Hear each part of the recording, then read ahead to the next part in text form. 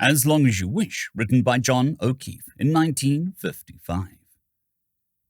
The patient sat stiffly in the leather chair on the other side of the desk. Nervously, he pressed a coin into the palm of one hand. "Just start anywhere," I said, "and tell me all about it." As before, without waiting for an answer, he continued, the coin clutched tightly in one hand. "I'm Charles J. Fisher, professor of philosophy at Reiser College." He looked at me quickly. "Or, at least I was until recently." For a second his face was boyish. "Professor of philosophy, that is." I smiled and found that I was staring at the coin in his hand. He gave it to me. On one side I read the words, "The statement on the other side of this coin is false." The patient watched me with an expressionless face. I turned over the coin. It was engraved the words, "The statement on the other side of this coin is false." "That's not the problem," he said. "Not my problem. I had the coin made when I was an undergrad. I enjoyed reading one side, turning it over, reading the other side, and so on. A fiendish enjoyment, like boys planning where to put tipped-over outhouse."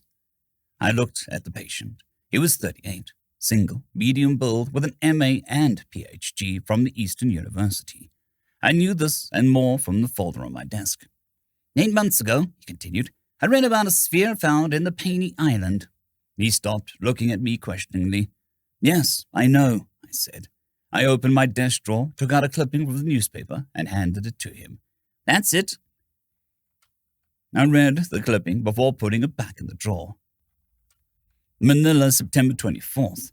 Archaeologists from University of California have discovered in earth fault over recent quake a sphere 2 feet in diameter of an unidentifiable material. Dr. Carl Schwartz, head of the group, said the sphere was returned to the university for study. He declined to answer questions on the cultural origin of the sphere. "There wasn't any more in the newspapers about it," he said. "I've a friend in California who got me the photographs." He looked at me intently. "You won't believe any of this." He pressed the coin into the palm of his hand. "You won't be able to." "The photographs," he continued, as if lecturing, "were of characters projected by a sphere or when placed before a focused light.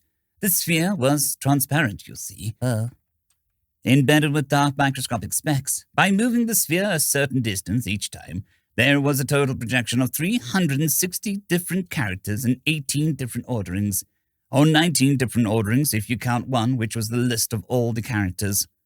I made a mental note of numbers. I felt they were significant.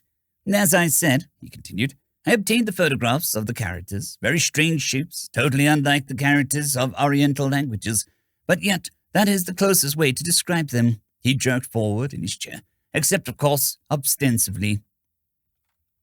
"Later," I said. I wanted to get through the preliminaries first. There would be time later to see the photographs. "The characters projected by the sphere," he said, "weren't like the characters of any known language." He paused dramatically. "There was reason to believe that they had origin in an unknown culture, a culture more scientifically advanced than our own." "And the reasons for the supposition?" I asked. "The material of the sphere. I could only be roughly classified as a ferroplastic, totally unknown, amazing imperviousness, a synthetic material, hardly the product of a former culture." "From Mars?" I said, smiling. "There were all kinds of conjectures, but, of course, the important thing was to see if the projection of characters was a message. The message, if any, would be more than any conjecture." "You translated it?" He polished the coin in his jacket. "You won't dare believe it," he said sharply. He cleared his throat and stiffened into a more rigid posture. "It wasn't exactly a translation, you see. To us, none of the characters had designation. They were just characters."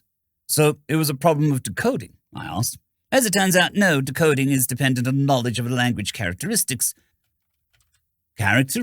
of known languages.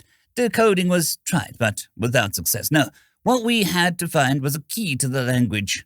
"You mean like a runestone?" "More or less. In principle, we needed a picture of a cow and a sign of meaning indicating one of the characters. For me, there was no possibility of finding similarities between the characters and characters of other languages. That would require tremendous linguistic knowledge and library facilities. Nor could I use the decoding approach. That would require special knowledge of techniques and access to electronic computers and other mechanical aids. No, I had to work on the assumption that the key to the sphere was implicit in the sphere. You hope to find the key to the language in the language itself. Exactly. You know, of course, some languages do have an implicit key. For example, hieroglyphics or picture language. The word for cow is a picture of a cow. He looked at the toes of his shoes. You won't be able to believe it. It's impossible to believe. I use the word impossible in a logical sense. In most languages, he continued, looking up from his shoes, the sound of some words themselves indicate the meaning of the word. Onomatopoetic words like bow or buzz. And the key to this unknown language? I asked. How did you find it? I watched him push the coin against the back of his arm, then lift it to read the backward letters pressed into his skin. He looked at me and smiled. I built models of the characters, big material ones, exact proportionate to the ones projected. Then, quite by accident, I viewed one of them through the glass globe, the size of the original sphere. What do you think I saw? What? I noticed he had a boyish look again. A distortion of the model. That's what's important. The distortions on study gave specific visual entities, like when looking at one of those pictures and suddenly seeing the lion in the grass. The lines outlined the lion are there all the time. Only the observer has to view them as an outline of a lion. It was the same with the models of characters, except the shapes that appeared were not of lions or other recognizable things, but they did suggest. He pressed the coin against his forehead, closed his eyes, and appeared to be thinking. Yes, impossible to believe. No one can believe it.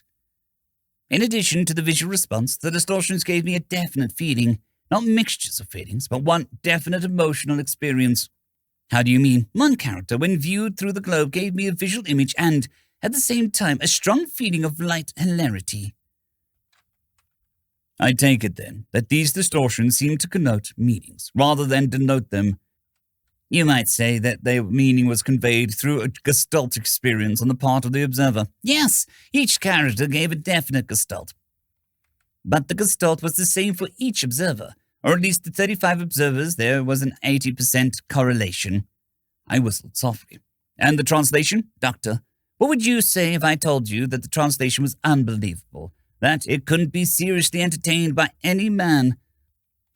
What if I said that it would take the sanity of any man who believed it? I would say that it might well be incorrect. He took some papers from his pockets and laughed excitedly, slumping down in his chair. This is the complete translation in idiomatic English. I am going to let you read it, but first I want you to consider a few things.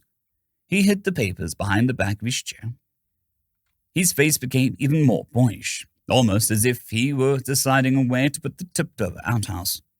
Consider first, Doctor, that there was a total projection of 360 different characters. The same number of degrees in a circle. Consider also that there were 18 different orderings of the characters, or 19 counting the alphabetical list. The square root of 360 would lie down between 18 and 19. Yes, I said, I remembered there was something significant about the numbers, but I wasn't at all sure that it was this. Consider also, he continued, that the communication was through a medium of a sphere. Moreover, keep in mind that physics accepts the path of the beam of light as its definition of a straight line, yet the path is a curve. If extended sufficiently, it would be a circle, the section of a sphere. All right, I said. By now, the patient was pounding the coin against the sole of one shoe. And, he said, keep in mind that in some sense time can be thought as this another dimension. He suddenly thrust the papers at me and sat back in the chair. I picked up the translation and began reading. The patient sat stiffly in the leather chair on the other side of the desk. Nervously, he pressed the coin into the palm of his hand. Just start anywhere, I said, and tell me all about it. As before, without waiting for an answer, he continued, the coin clutched lightly in one hand. I am James J. Fisher, professor of philosophy at Reiser College. He looked at me quickly, or at least I was until recently. For a second, his face was boyish. Professor of philosophy, that is. I smiled and found that I was staring at the coin in his hand. He gave it to me. On one side were the words, the statement on the other side of the coin is false. The patient watched.